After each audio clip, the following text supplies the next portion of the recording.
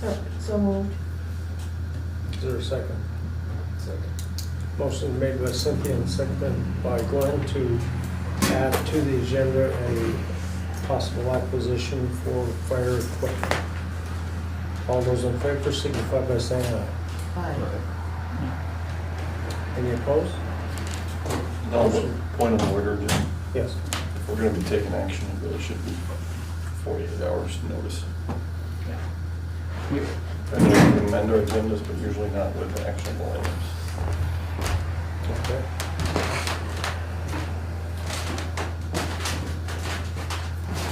All right, so the next item on the agenda is approval of the minutes of our last meeting. Motion to approve as presented. Second. Motion made by Cynthia and seconded by Jamie to approve the minutes of the previous meeting. All those in favor signify by saying aye. Aye. Any opposed? Motion carries.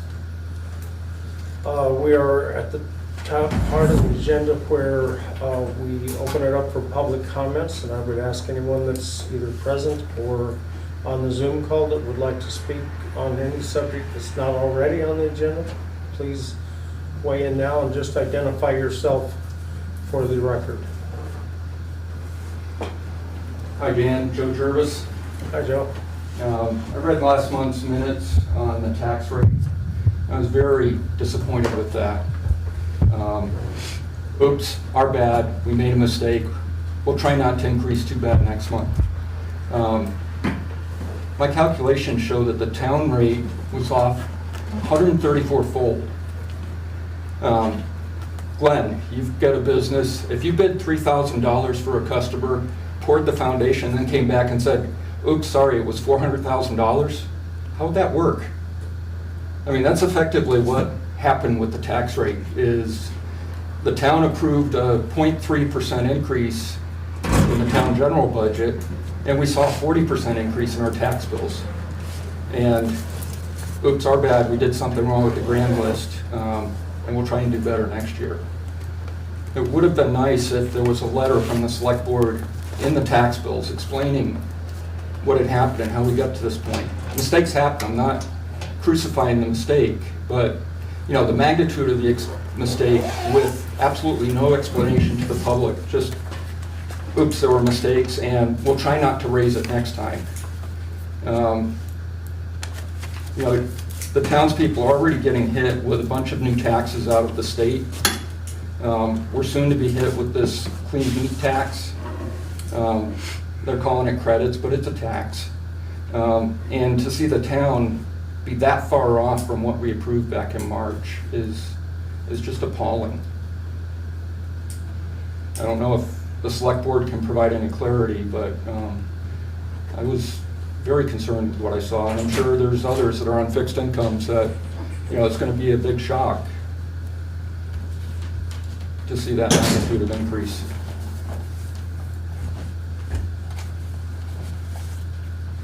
Do you want to address that, Nick, or? I think the answer, I tried to explain it reasonably well in the minutes, and I can certainly clarify with you on the specifics of numbers. I think the numbers are less than what you're saying, but the numbers are still substantial enough for me to, as soon as this error in the 21 budget came to light,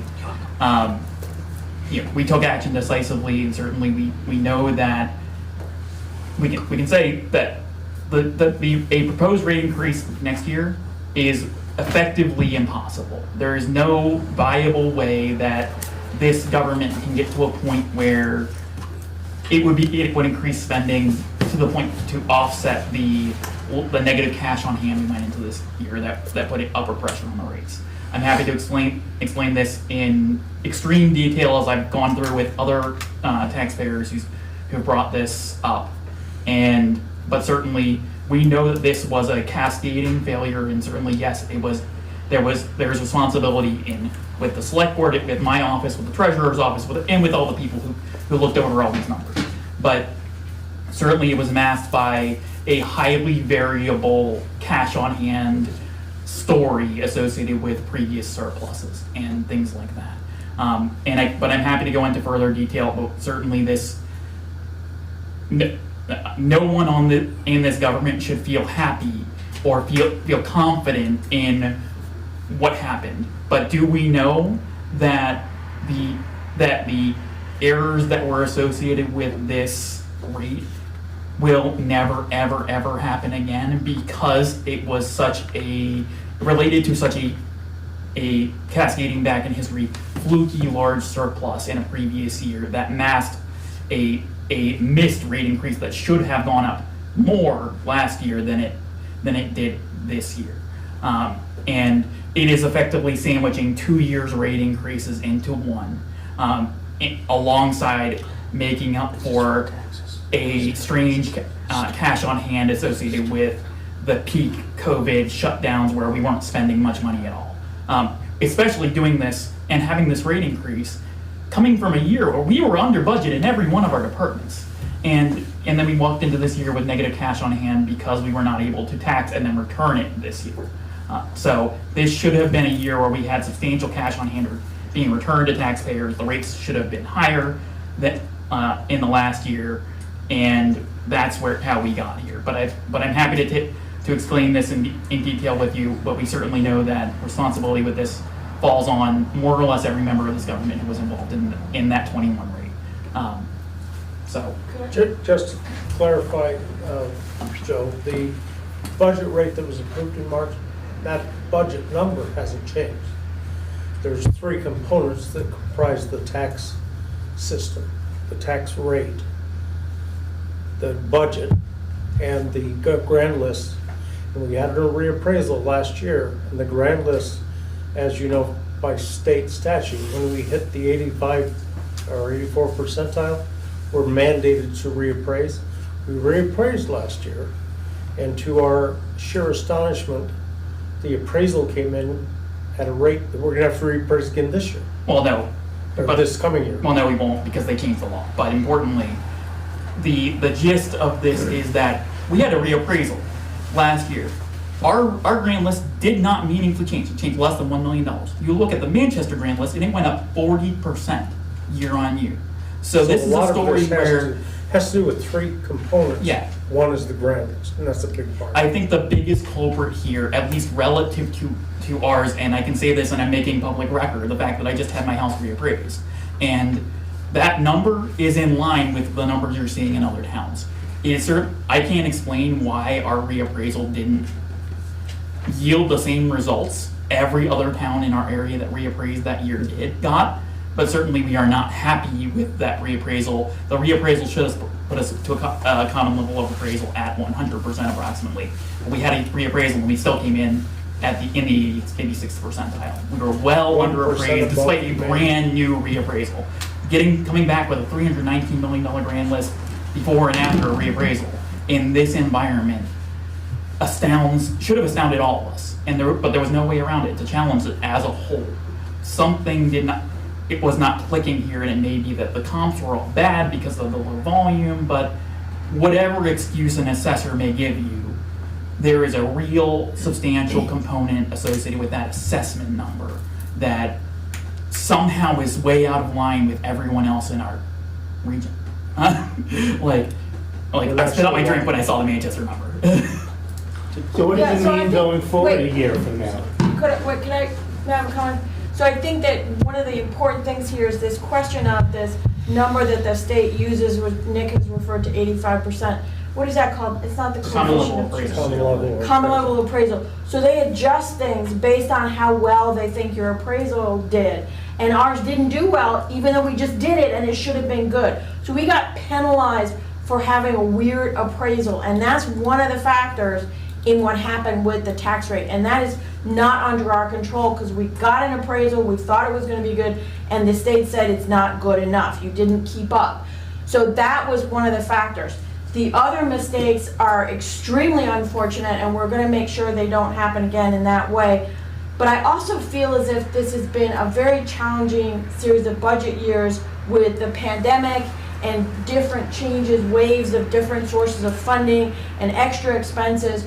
We've been trying to do a lot of catch up with our equipment. We bought a lot of equipment for the park. We bought equipment for the highways. and these were necessary expenses. But I have been feeling that we were going too far too fast, and I am not gonna be supporting more purchases unless they're emergencies, or the fire department and things like that. I personally would like to be, I've always thought this was the way to go, to have the tax rate stay fixed and to have the necessary growth in the budget covered by the growth in the grand list. Now your absolute dollars will still go up because your house becomes more valuable, but I think that's what we should be aiming for. And I feel we may have gotten a little bit too partly because we didn't actually have the right numbers. We may have gotten a little bit into, we need this, we need this, we need this. And I think we have to rein that in and really be aiming for work, trying to have the tax rate fixed. And there are things out of our control, okay, but that's what we need to be aiming for. And I don't think that I don't think we've been aiming for that as strongly as I think we should. There's a lot of factors that put major downward pressure on next year's rate that should make it so this is where this level of spending is close to where our modernized government, stable, keep everything up to date and not let everything fall apart level of government should about be. There are options that there are little things that we can cut, but ultimately we have components that have risen in cost that we do need to keep the quantities that we were buying fixed up. Gravels, winter sand, trucking And that's for an important things, consideration because the fuel. inflation rate, everything that we buy has gone up in cost. And that's the other thing, along with this, the common level of appraisal, the inflation rate has hit everybody, which just makes the tax increase harder for everybody. But that's something that's not under our control. We need to keep investing in a requisite amount of money to make sure everything stays upright and everything stays in a state of good repair. We had some undertaxing in the past, which left a lot of the equipment in a state of bad repair. I called it at town meeting the dumping ground of the county because we were buying used equipment that was in its last 10% of useful life and then fighting with it and pouring man hours into that and not getting the work that we needed out of it. But ultimately, we certainly know that we've done those purchases. We've gotten some of the park equipment that we've needed to buy and things like that. We've gotten the highway equipment back to a state of good repair where we're not fighting every day with batteries. But are we at a point where we need to be doing choice projects in the next budget year? Not really. We're in a year where we're starting to spend down our ARPA dollars in a substantial way that should be offsetting some costs. And we still have lots of grant money that has offset a number of other costs. So we're getting a lot of value for money we're investing. But ultimately, the concerns about the tax rate are real, the concerns about the size of government are real, but ultimately we're getting to a point where the growth in government as a whole should be petering out, where there aren't a whole lot of new things that we need to do. There aren't people that we need to add necessarily. There aren't new expenses that are very expensive expenses. It's a lot of keeping up with change in cost on a low level, but I would love to break this budget back down and rebuild it in a way that's just as sustainable as this.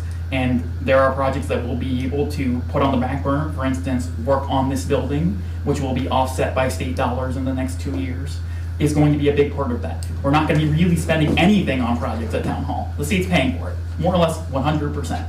So we can say that if there is a project, typically it's going to be done paired with a funding source.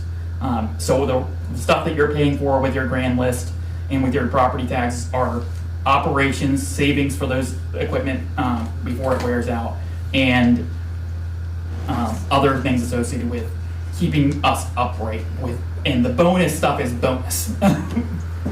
To Cynthia's point about the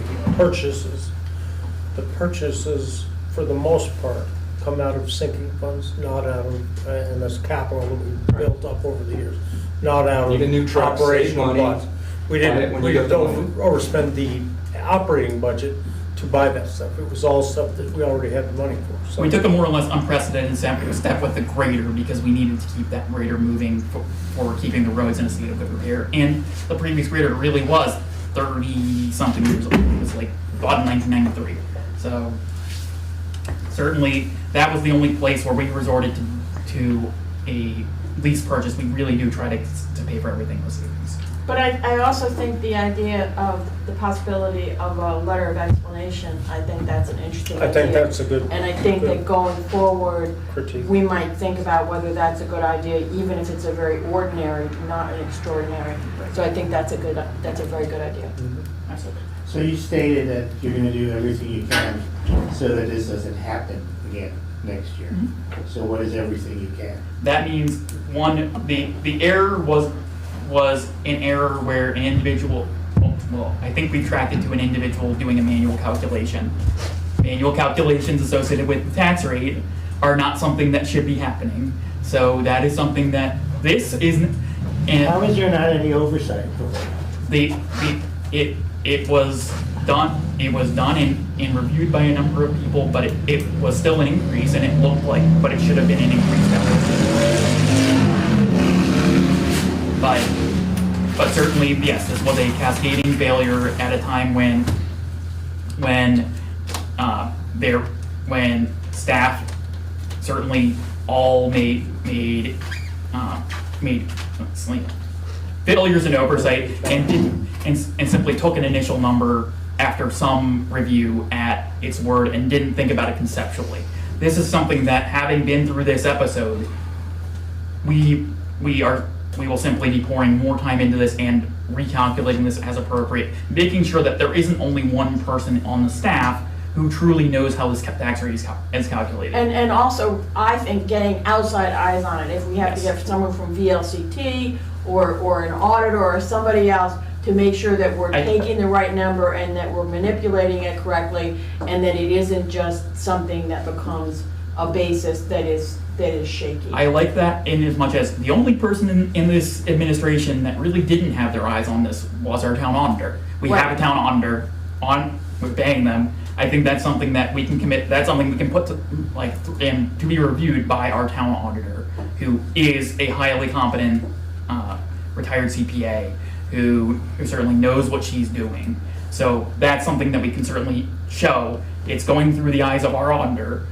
And that wasn't practiced in the past because we had elected auditors who were really doing a small set of monthly tasks. They didn't oversee this side of the government in any meaningful way. That's something that's... And there's, I mean, it looks like it's pretty straightforward. You have this money, you're spending this, you subtract this, and then this is what you have to raise and blah, blah, blah. But there are possibilities of errors at each of those stages. You're not taking the right version, the latest version, the correct version of that number. And I think, as Nick referred to, the question of the cash on hand, the delinquent taxes, things like that, that just were not as firm as they should be. And just speaking for myself, I'm going to ask to see those numbers and see every step of the way and the transformation, so that we're confident. I think the goal is to not be setting this as close to the deadline, and one of the things that does play into that is making sure the grand list is in on time and not asking for extensions like we've had the last couple of years.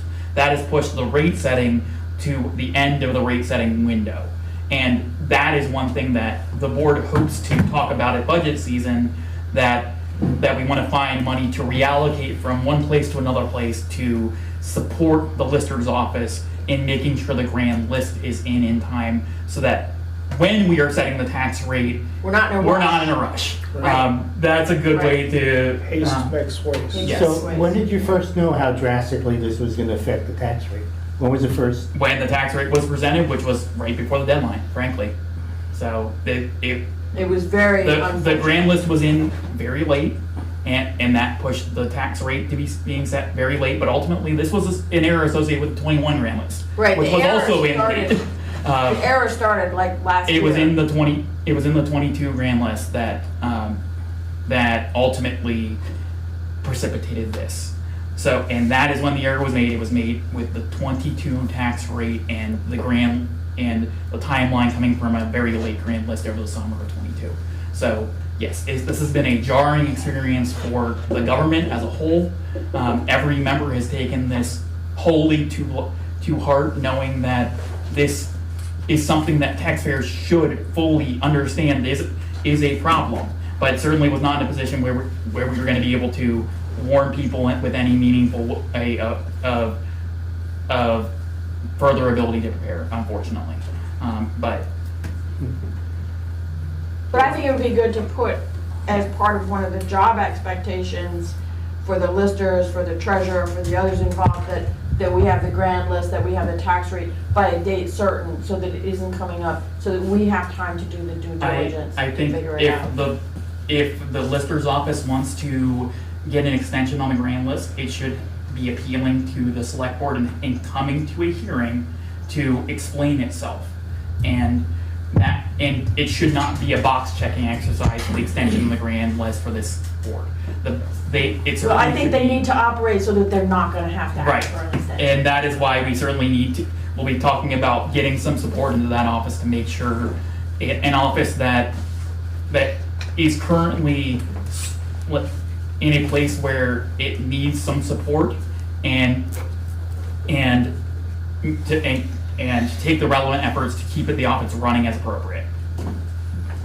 One thing I noticed, if you really feel like there should have been a letter that was sent, it's fine to say, we'll do it in the future, but maybe you should consider putting one out before people Now. have to pay their taxes.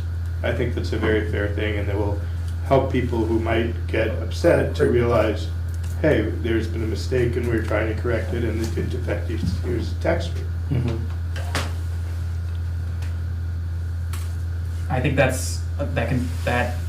can fall to the treasurer's office, but and ultimately should be. Well, the select board can send out a letter itself. We don't rely on the treasurer to send it out. Yeah. Which is, I thought we had briefly discussed that when we were chatting about this, that a letter needed to go out to explain any mistakes, but. I think you'll have much more of you'll have a better reaction if people have an explanation.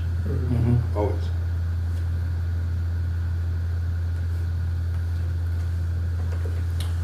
Okay, is any other questions or comments about the tax rate or? My only question would be, when do you think you would get that letter out to the citizens of this town? I will work on it when I can, hopefully later this week, I guess, and I'd like to see a draft ready to go for the next meeting if we can do it. For the next meeting? Yeah. A month from now? 2 weeks from now. 2 weeks.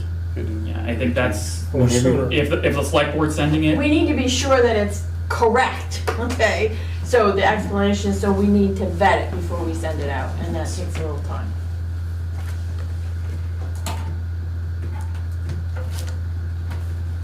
I understand the sooner the better, Yeah, everybody should. even for me.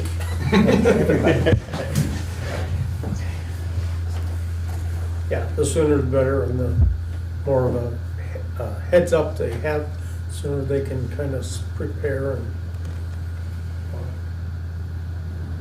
I just know I'm gonna have to add to my escrow. So, simple, but that's times everybody.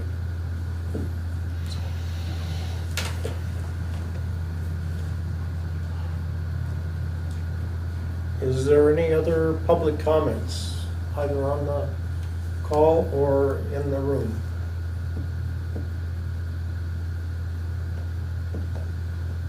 Going, gone?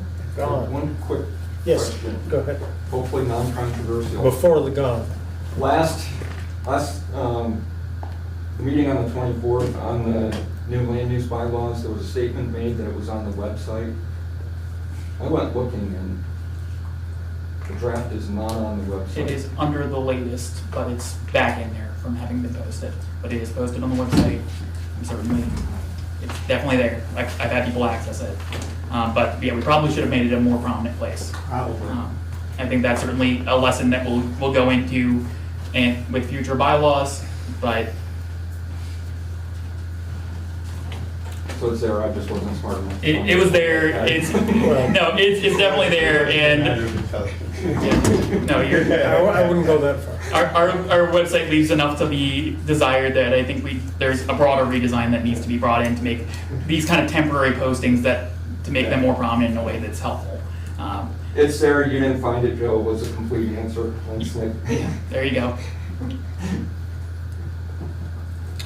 All right, I guess other than that, there's no other public comments.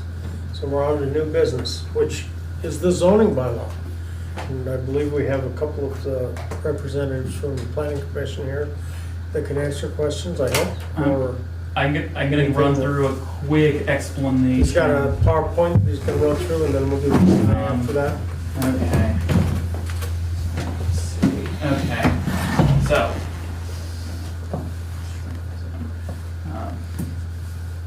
Okay, so we have reached the conclusion of municipal planning grant zoning bylaw revision.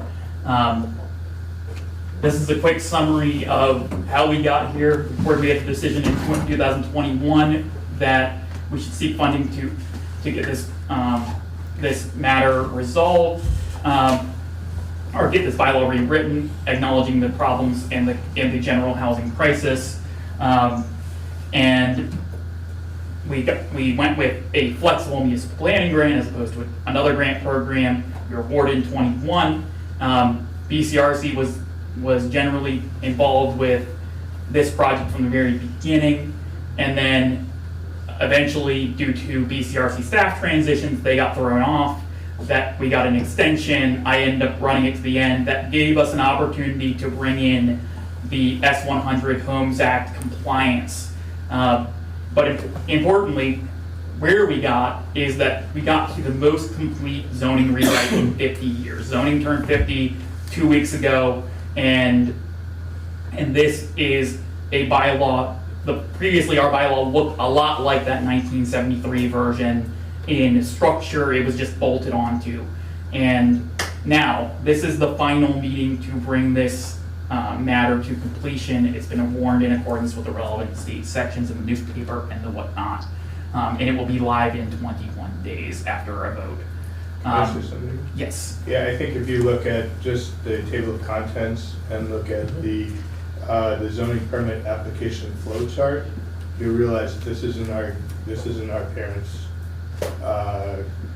bylaws anymore. This is really reorganized. It's very clear. You can go through just looking at the table of contents to figure out where you need to look for whatever you're interested in. We've added 2 charts that allow you to very specifically look for the type of permit that you're looking for and figure out, there it is right there, and figure out what's allowed, what's not allowed.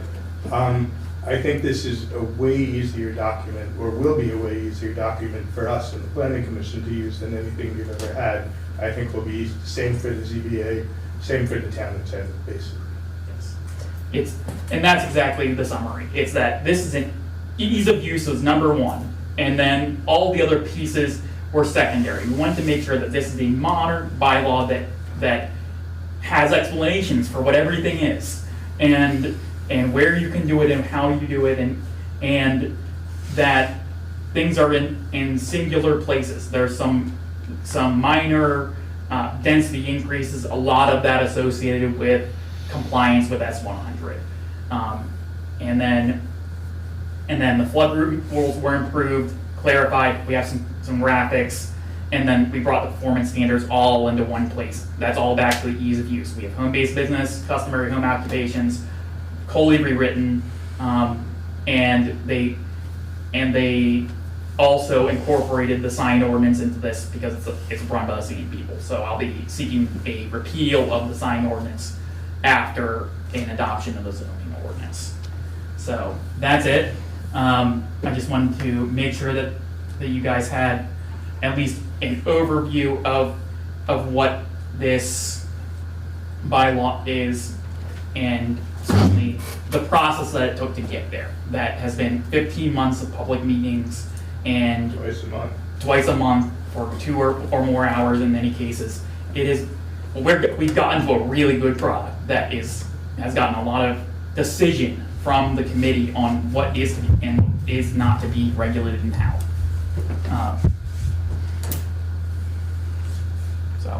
So yeah. Could I just ask, you gentlemen, my understanding from reviewing the materials is that there aren't really big substantive changes in how things are regulated or the zone. There's changes on the edges to bring it into compliance with current law or current practices, but the whole flow chart, those charts so that you don't have to look between 5 different zones to figure out what's really going on, that the ease of use and the reconciliation, because there were so many places that almost seemed contradictory. You had to go here, you had to go here. The flood zone stuff was so complicated. So it seems to me that what you have done is made this a version of essentially the same zoning bylaws with some modifications and tweaks, but essentially the same, but made it so much easier for the public to use, so much easier for the land use administrator to use, and so much easier for the ZBA and the APC to use, because new members come on to those bodies. You don't necessarily know the whole zoning book when you come on. So I just feel as if it's gonna make things easier and better for everybody. That's what I see. Is there anything that I am missing or that you think you wanna call people's attention to? Or does that really get to where we are? Not particularly. The only thing, revolutionary about it would just be the fact that it's in a good order. And if I started on the planning commission in 2016 and became the chairman a year ago. And the first bylaws that I read through were very confusing. Yeah. And rife is really not the word, but there were contradictions in it. And one of the benefits, I think, of having had the time we did is we sort of were able to go through and make sure that those contradictions are no longer part of it. I think the document probably helps a little toward, having some low-income housing, some allowing people to build on slightly smaller lots, particularly in the village center, which is where the state of Vermont is really pushing us to build to begin with at the moment. And I'm trying to think what else. I think, we had an interest also in making sure that the floodway is protected. Another thing that maybe, there are some changes there. But no, I can't really think of anything. There's nothing radical in this, except for the structure. It is really tinkering at the edges but there is one important thing for housing, which is the state law mandates a minimum that says you can have owner occupancy requirements for accessory dwelling units. This bylaw removes that. And that is one important thing for allowing housing among people who are part-time residents and things like that, to open up these opportunities to add accessory units that are typically going to be in small buildings in your town centers or things like that. And that's something that we can say, we did something substantial for housing. That's a well understood thing that the state allows as a choice among towns. That if you really are pro housing, want to address the housing crisis, that this is one of the things that you're definitely doing. So I think we can say we definitely did something meaningful to address the housing crisis here. But without it being radical, like say changing the rural zone to allow something, smaller lots or less frontage or something, things like that. But Nick, you did something permissive. You said you can have accessory dwelling units even if you're not present, you're not living on the property. That is allowing it. That doesn't necessarily mean it will happen. That doesn't necessarily mean it would be rented long-term or anything like that. So you did something permissive. We have not done anything to create more affordable housing. Let's just be clear about that. 100%. But we did something that would make more housing units possible. Correct. So, but just, and that in itself is a big step, but let's be realistic about, we did not make progress on something because we just changed it to allow it. It hasn't happened. We changed the Jello mold, as we may say, in this case, but that doesn't mean people are going to fill it. But certainly we did what we can. At least we've adjusted it to make it so there's more opportunity. There's more flexibility. And more flexibility. No, and that's good, and I'm not denigrating. It's really good. We just don't want to overstate any kind of steps that have been taken because we haven't created any new housing. I hope we do that. Yeah. I mean, long term. I hope it will. Yeah. I think it will, but it's going to be gradual, one by one. If the incentives work the way we think they will, that will happen over time. I don't think there's any way to control whether they're just rented on Airbnb, so, That's true. So we'll need a motion to approve this once the discussion is concluded. How Ask should a we? question. Yes. There's a lot of desire to make more housing available. The state seems focused on our 15-minute villages and put everything in the village core and increase the density. As I drive through Arlington, I notice a lot of abandoned properties. You know, they're still on the grand list, taxes apparently are still getting paid, but they're not occupied.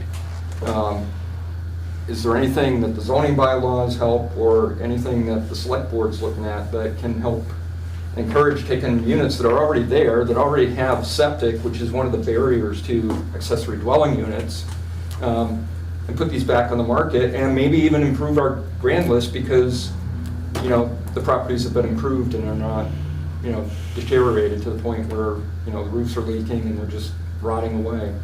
I totally share your frustration. I don't see any role for the town in doing that. There has to be someone who wants to buy them and restore them, and there have to be willing sellers, and it's my understanding in some of those situations, the owners are not willing to sell despite the condition of the We have properties. talked about several of these properties. Yeah. Yeah. But Very, very frustrating. But what we can do is, and what this bylaw does do, is it gives a little bit more flexibility. So at the margin, there's some incentive to either rehabilitate these and in an adjusted way. We've added and made more finely grained the permissions for businesses. So there's going to be more opportunity to do that live work type of reinvigoration of some of these properties that might be being bought by someone who wants to use the property in a couple of different ways. And I think that's something that you've really shown that having interacted with you, and one of the things we wanted to do as part of this bylaw was make sure that you have the opportunity to have mixed and multiple uses, so that what makes something, so that someone can get the recipe right to bringing a property back to life. And it may be some of this live work story, and it may be some using things more intensely. The S100 mandated dwelling units per acre rules are important. The minimum parking requirements rules. Some of these properties may not be able to be brought back on because of inability to add the parking spaces that were necessary. So that is something that did change, and that's going to be an opportunity that some of these properties that you wouldn't have been able to use as you may have thought now have some of those new permissions that might make someone have the incentive to actually bring them back to life or give them some new life. Thank you. Any other questions or concerns? I will entertain a motion to approve the zoning bylaw final draft. I would like to make a motion to approve the Town of Arlington Land Use and Development bylaws as amended by the Town of Arlington Select Board, September 11th, 2023. Is that good, Nick? As presented by the Arlington Select Board, not amended. Well, it says amended right here. So Oh, it's yeah. great. Okay, as presented to the Town of Arlington Select Board, September 11th, 2023. Is there a second? Second. Motion made by Cynthia and seconded by Todd to approve the zoning bylaw updates and as of September 11th, 2023, as presented. All those in favor signify by saying aye. Aye. Aye. Any opposed? Motion carries. So the next item will be, just as Nick said, to repeal the sign ordinance so that then that falls into this. I will grab the date on that sign ordinance. One moment. The sign ordinance as dated October 18th, 1973. I make a motion to repeal the existing sign ordinance as dated October 18th, 1973. Second. Motion made by Cynthia and seconded by Jamie to repeal the sign ordinance that was dated October 18th of 1973. All those in favor signify by saying aye. Aye. Any opposed? Motion carries. All right. So the next item under new business is the appointment of Jonathan Murray to the Planning Commission. Mr. Murray's here. Okay. He came and made some really good comments at the planning commission meeting on the bylaw, so we thought he'd be a great candidate. Could you just give us a nutshell summary of your experience and time in town and Interest. what your interest is of the process? So I grew up in Castleton, Bomazine area. Lived up there until COVID. Had a sporting goods store, apartment complex, a couple other things with some business partners. Also worked at GE as an engineer. Unfortunately, when COVID happened, I lost everything. Restarted from scratch. Now I work at Mass. I bought a house down here 2 years ago. Be 2 years this November. Deployed last year with the Air National Guard, so I lost all summer. Then I got two non-combat line of duty injuries, so then I lost all winter through rehab and whatnot. So then lost all this winter or this summer from the rain. So looking forward to when I can eventually actually work on my house. But yeah, I got into at least understanding that what's going on with the zoning bylaws and how that affects up in Bomazine, because we had a small business that had a conditional use permit and we regularly went to zoning board meetings and whatnot. And so yeah, and then when I saw the sign out front last month for the zoning bylaws, came in, read them, talked to Nick, and then went to the meeting and mentioned there was an opening, and yeah. Here you are. Yeah, pretty much. Excellent, the sign worked. Kat Bryers, who actually worked on the bylaw, happened to be here and had a great conversation with us as well. So I want to thank her for being part of this conversation. But I will entertain the motion for the appointment. Could I just ask, what is the term of this appointment? Will be it until next April? let me I believe so. double.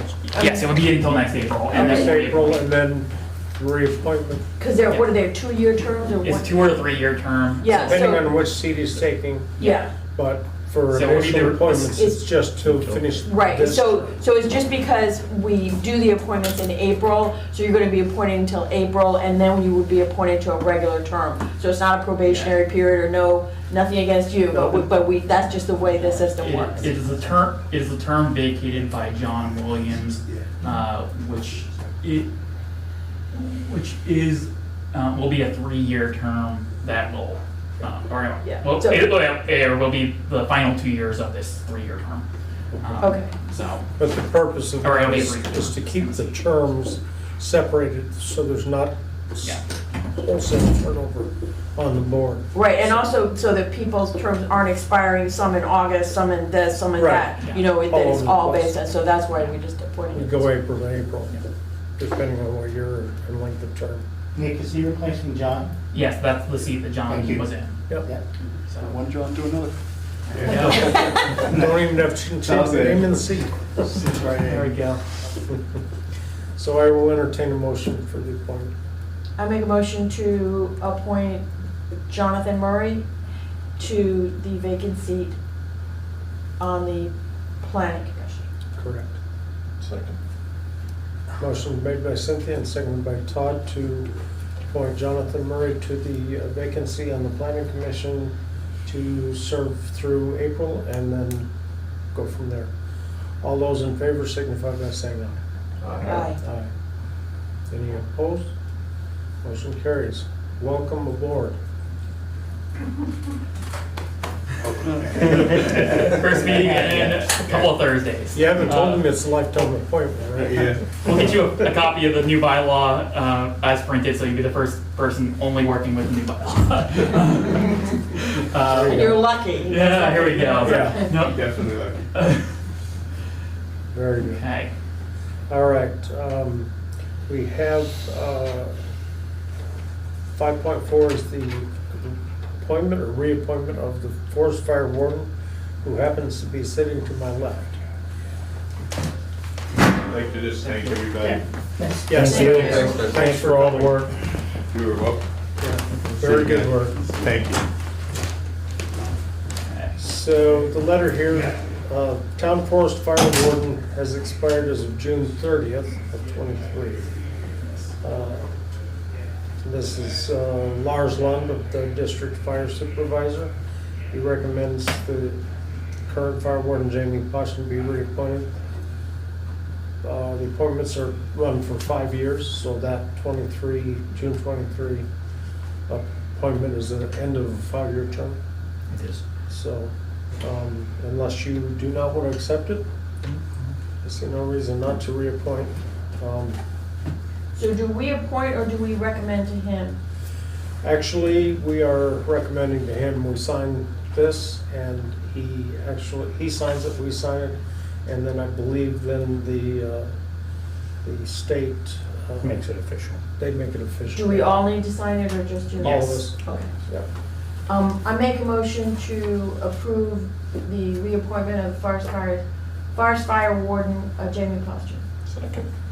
Motion made by Cynthia and seconded by Todd to reappoint Jamie as Town Forest Fire Warden for a term to go from July 1st of 2023 to June 30th, 2028. All those in favor signify by saying aye. Aye. Any opposed? Motion carries. So we'll just pass it around and then you have to sign up here, Jamie? Yep. And then you can sign or not sign. Can you sign on the bottom or? I'm not gonna sign. That's what I Select thought. I would think it's better recuse not to. yourself if. You'll have, we have nothing, you know. Abstain from the vote. You only need 3 votes and you got 4, so. Did we vote? Oh, I gotta sign the other one too. Yes, We did vote. yes. And then whoever signs last, just date it.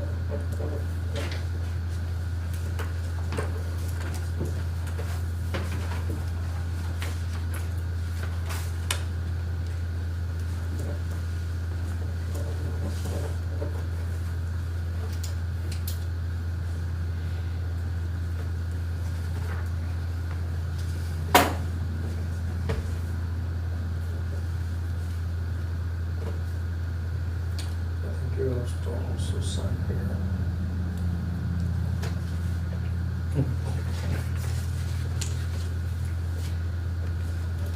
And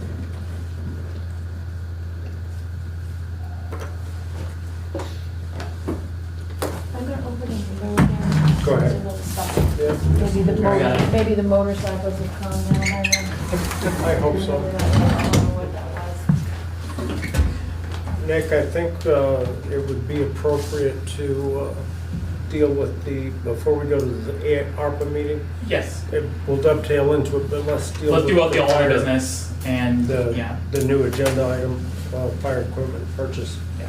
And so our fire chief is here in the back. You had to It's gone. say It's it. gone now, it's gone. He's long gone. He'll be back. We know it's not you. That's why Dylan wasn't here. Who'd you hire? Buzzing the select I board. don't know anything about it, right? So, Mike, you went out and got a couple of things for purchase requests, and I'm just gonna turn the floor over to you, let you explain them and your thinking behind them, so that we added the items to the agenda tonight. Yep, we added the items to the agenda tonight. But we'll have to act on them next week because an agenda item that is added for a purchase has to have a 48 hour. Legally, it does not, but it certainly is prudent of the board to be fully warned. Everyone is informed that this is happening. Yeah. Is part of our postings So item. my thinking is we should probably do a special meeting just to make that purchase this week, so we're not delaying it any further. It's gonna be out there far enough as it is. We can legally do it, Dan, I just did a point of order that Okay. any actions should be. Should be 48 hours. Yes, in the future, we certainly Just- should not be doing Just this because of supply without. chain. Yep. It's gonna be 6 months before we get it anyway, so why delay it 2 weeks? Yeah. And we also had a bit of a gap I mean, I think Yeah, it's we better been break 3 it out. weeks, you know, so. So Mike, why don't you go ahead and just summarize there's 2 quotes there for 2 different things. Turnout gear, and there's 2 sets. Those are both turnout gear. They're Yeah. both turnout gear, but they're top and bottom, and they're comparables. But there's some purchasing incentives, and Mike's gonna explain all of that. Well, as far as the turnout gear, there's no purchasing. That's It's on the Pass. tanks. That's on the air pass. CBA tanks. So what you have there, you have a quote from MES, which is called Morning Pride turnout gear. The salesman brought down a set, showed us the differences. He said he was probably gonna be more expensive than Glow, but he's actually cheaper. Better knees, more used, better seams. One of the things that I learned that nobody's ever really explained to us, for interior firefighting, there's different steps of liners. To match up to what we have already, I pulled my set of turnout gear out, and he looked at me and he says, "You have the worst liner there is." So we pulled out Eric Marco's gear, which was the most recent purchase that we've done of turnout gear. He has the best liner there is. You mean the thermal liner? The thermal liners, correct.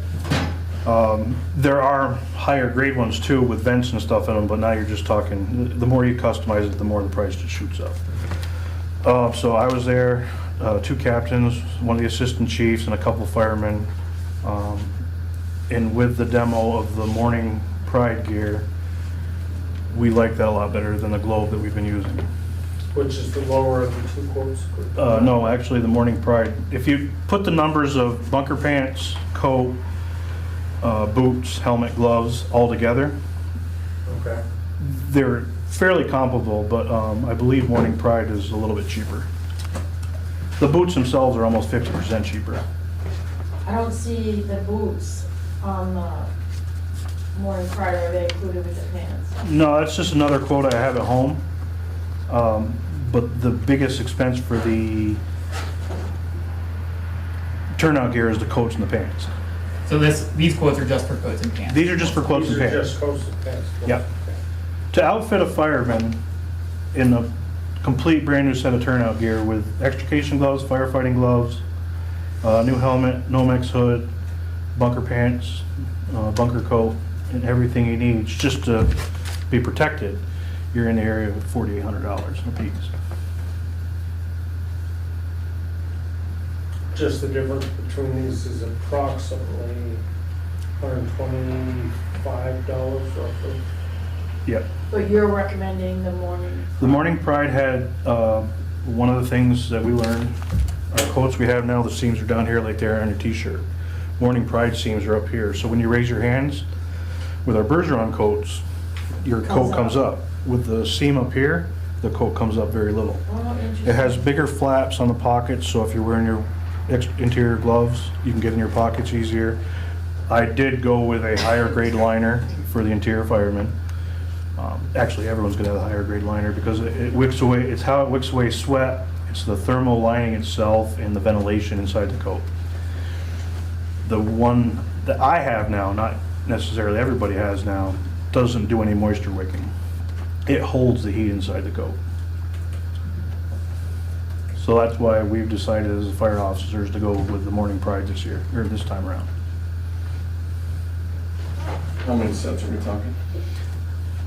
Well, out of the fire department budget, I can purchase 5 right now and still have some budget left. But last time we were at the meeting, we need 10 to 15 sets, but we just can't afford that this year.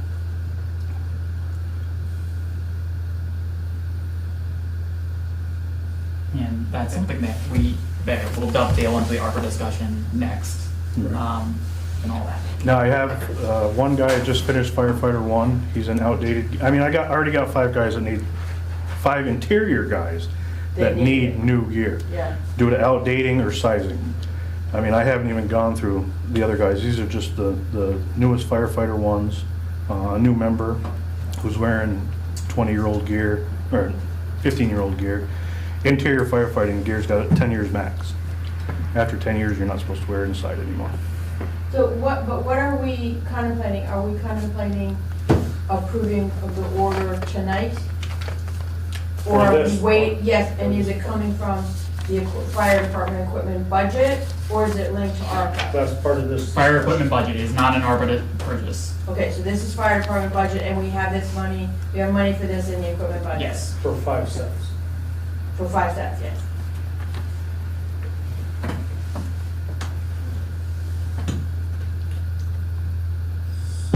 So you're recommending the,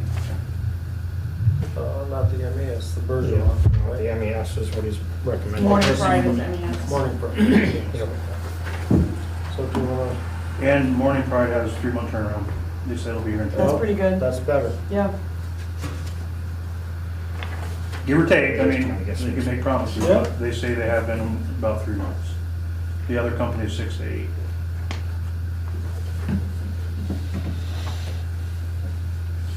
The boots, the price of the boots is $454 a pair. Do you have Global- prices on all that, Mike? They're at home. You need a calculator. I got the count. If you want 5 cents, it's $16,522.50 if you go with the ambulance.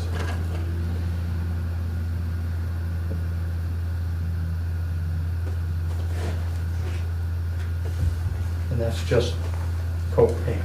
Right. You got, when you add the helmets, the hoods, the gloves, the boots, you're gonna be closer to 24,000.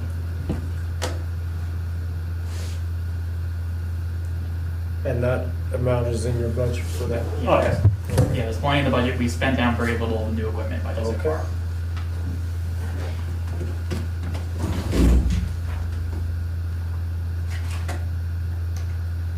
Any thoughts? No, I mean, if this is what you guys are looking for, I mean, we've been with Bergeron for 25 years. All the knee pads are better, there's more room in the knees. The gear itself is. I haven't tried this personally, so I can't say how it feels, but That's what you want. I'm good with it. Okay. Could you give me that total figure again? $16,522.50 if you go with the MES.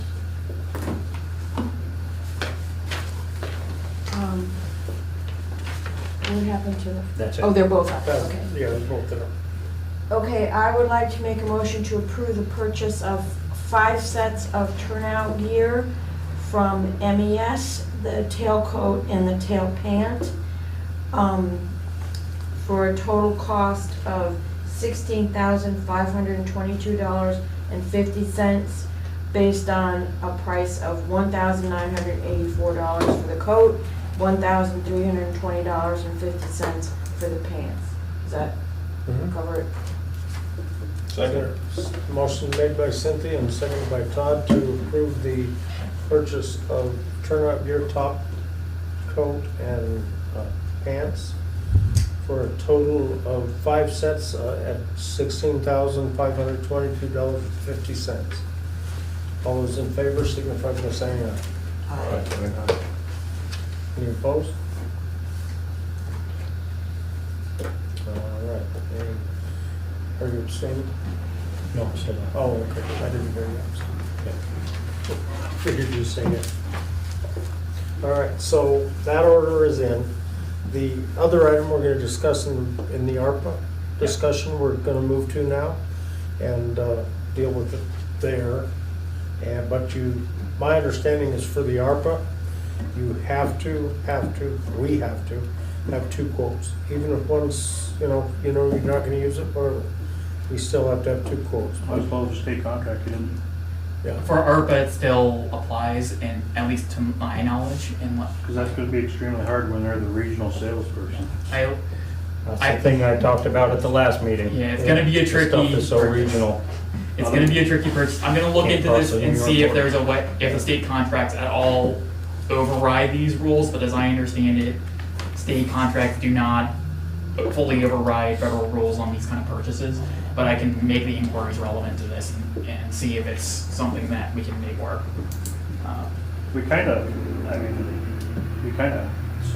We use Scott's. So another option is to get a quote from another company. But if the quote from the other company comes in cheaper, you guys say, we have to change everything. No, nothing says you have to go You don't have with to the take- quote. We don't No, have to I take think- a low quote. We don't have to, We have to go with We what are makes not sense bound for by- us. low quote on Yeah. anything. The rule is if you have to have two comparable quotes, and usually comparable quotes is the output of what is being done. So it's similar quality stuff, even if it's different brands, different manufacturers. I can tell you. You can when- price out MSAs and Scott, but because our entire fleet is Scott, MSA may be a little cheaper, but we can still go with the Scott. Yeah. Because it doesn't make sense to. Yeah. There's refitting costs associated with these things that are going to be outside of any quote. And everyone is going to have some of their own equipment already. So it certainly is going to be pretty par for the course with this. But as I have generally been pretty clear that air packs are a great ARPA expense, and certainly something that we could seek to cooperate with the town of Sunderland on, or something like that, as part of this conversation. So certainly it's an obvious ARPA expense in part because it's very few quotes you physically need to do to spend large amounts of ARPA dollars and have a big bang for your buck that importantly benefits everyone in the entire town rather than In the service In the area, not three even the towns. town. in the three towns. Community. Everyone in the three towns, yes. Yeah. Community. And the larger area, because of Yeah, mutual broad- aid, I mean, it's. Yeah, the broader region. So this is it would be a very socially conscious way to spend ARPA dollars as opposed to the many other ways that we could be spending ARPA dollars. So, yeah, I think I've been outspoken enough on this is a great idea in some form or another. So, So until I get another quote, we really can't discuss this. Well, we can, but we still need the second quote to. to award it. To award In it. the same way it We was can with the discuss air it and have all of this out of the way Mm-hmm. as part of it, but you need to explain the packs, like you did to me, the lighter carbon fiber packs. Well, they're all carbon Increased fiber. capacity. Mhm. All of those things are important that I think you should highlight. All right, I'll touch on that.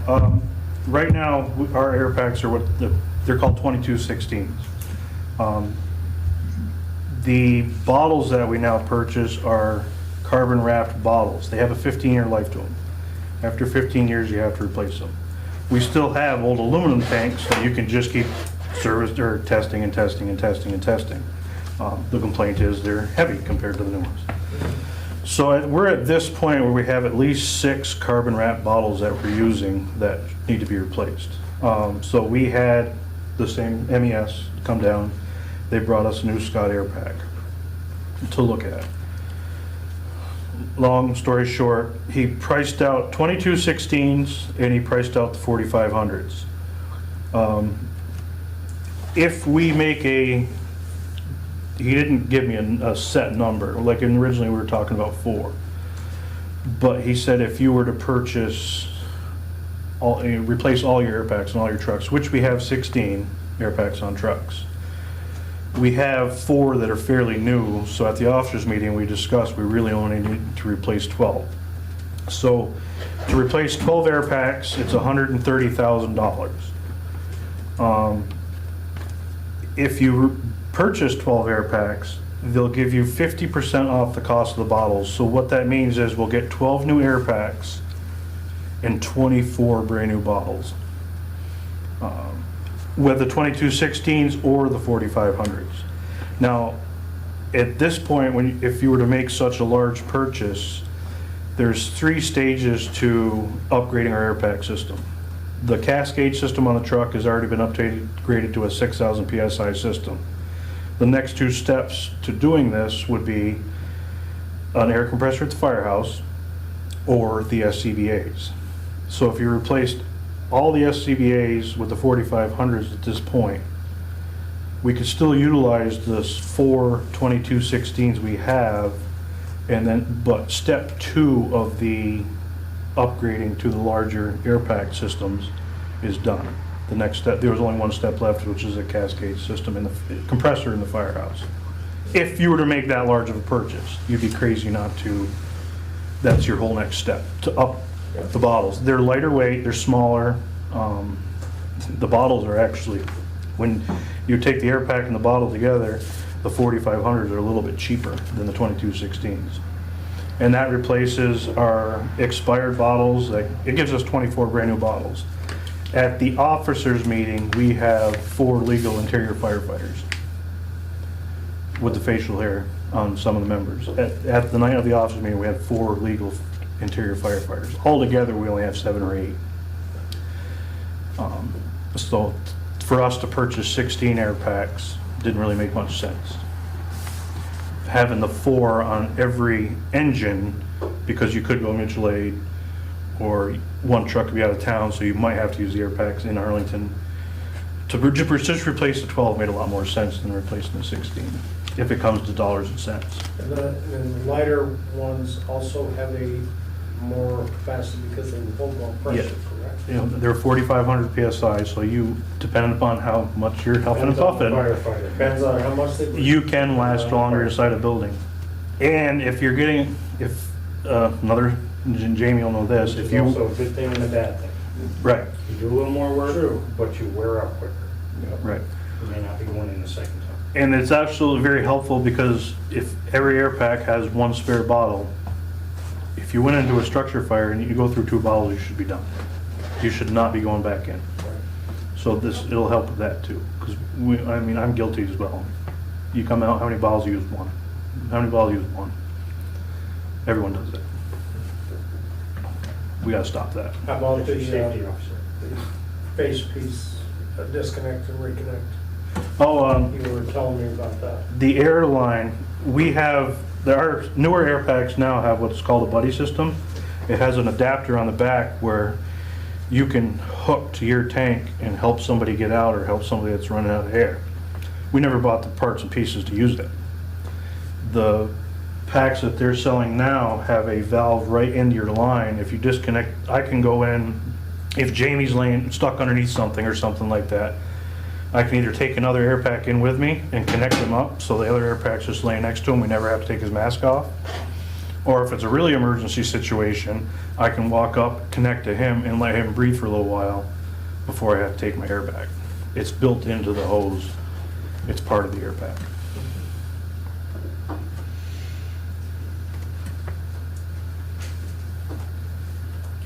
So let's talk about the ARPA funds and your total purchase for that. If you were gonna do your request, what would that be from them?